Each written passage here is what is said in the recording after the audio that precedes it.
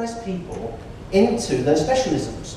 So in a pin factory, for instance, you have people who extrude wires, cut the wire, sharpen the wire, put the pin heads on and so on. Get all those people together, skill them up, and you'll improve productivity.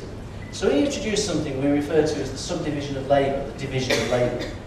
All right? So that's back in 1776. Now, what was coincident with 1776? Very appropriate this morning, because as we're talking now, there's the State of the Union address taking place in the United States.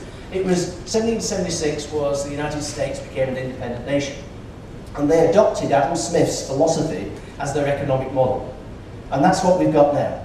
That's where we are in the 21st century, 200 plus years later, still using Adam Smith's model. So let's just do a parody on this. Imagine if Adam Smith was to walk in the room now, okay, wearing his kilt, his sporran, and carrying his bagpipes probably, and he would say, "This is amazing what you've done. You're 1,300 people at this conference this week, but from all over the world, every corner of the planet, right? There are all these different disciplines.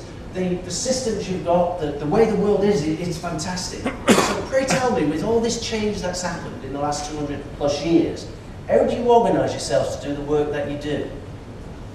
And we'd have to very politely say, "Well, Mr. Smith, we thought your ideas were still so good, we're still doing it that way." The guy would think we were nuts. He would, seriously, he'd question our sanity, wouldn't he? He'd say, "Well, you manage this complexity on the basis of a Scottish pin factory.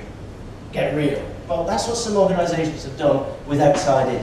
And we talk about them, as I say, in terms of how they've redefined, not just how they think of themselves, but how they do the very work they do. So let's just examine this for a moment. Here we've got marketing, sales, operations, finance, technology. We all recognise those, and each one of us is skilled in one of those domains. Right? And we know technology don't talk to operations very well, and sales and marketing guys never talk to anybody very well, and we have all these conflicts, and we call that politics in our organisations. The other factor behind this as well is that wherever you go in the world, processes, I'll use the American this time, flow from the left to the right. And why is that? Why do, whenever we draw a process, we ever create an IT system, it always goes from the top to the bottom, the left to the right? What is that? Why does it not go the other way? Because as we know, from some of our colleagues in the room, our writing systems aren't all top to the bottom and left to right. They're very different. Well, it's just because of where it was invented, where it was created. So the standard we use is to think of everything in terms of a factory production line. In fact, think of everything as a Scottish pin factory. Now let's just think about that. When we do this as well, where do we tend to put the customers? If we remember to get them on the diagram. Yeah. Right. Yeah, we squeeze them on, don't we? We go, "Oh yeah, customers. Oh, nearly forgot those guys. I mean, they're paying our salaries, but hey, we better get them on the diagram." So we have them on the extreme left and right. Now, of course, there's different levels of customer. There's the consumer, the person who actually funds the value chain that we're all involved with. They're the ones who actually pay our salary. Then we have business-to-business partners, we have the supply chain partners and so on. But whichever way we're representing it, it tends to look like this.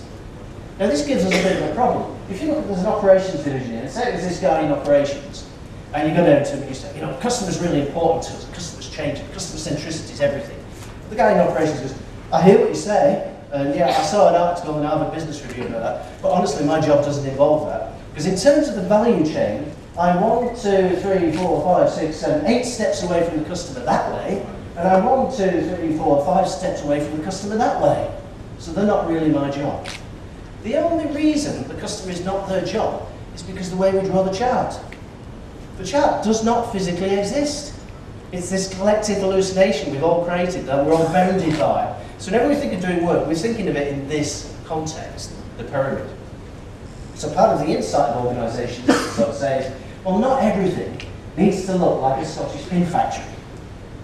Perhaps we should organise ourselves and structure the work we do based on what we're trying to achieve, based on the needs of our customer.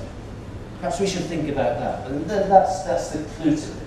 So in terms of how we represent our world currently, whether it's an ontology, a methodology, a process diagram, a hierarchy, enterprise architecture, Zachman frameworks, TOGAF, you name it, all these different things, they have one thing in common. What's missing from it? The customer. So how could we ever hope to become more customer focused and more customer centric when we don't even have them on the map? They're not there to relate to. So what's this all about? Well, some organisations, as we said, have said, well, there's a new landscape emerging. Now, it's not sort of emerged by happenchance, it's emerged because customers have changed. You and I as consumers, for instance, have so much more power than we ever had before. We can interrogate our smartphones and our devices, you know, within seconds to find out information that would have taken us weeks and months, even just 10 or 12 years ago. And we all have that connectivity with each other as well. So we're connected with our families wherever they are in the world.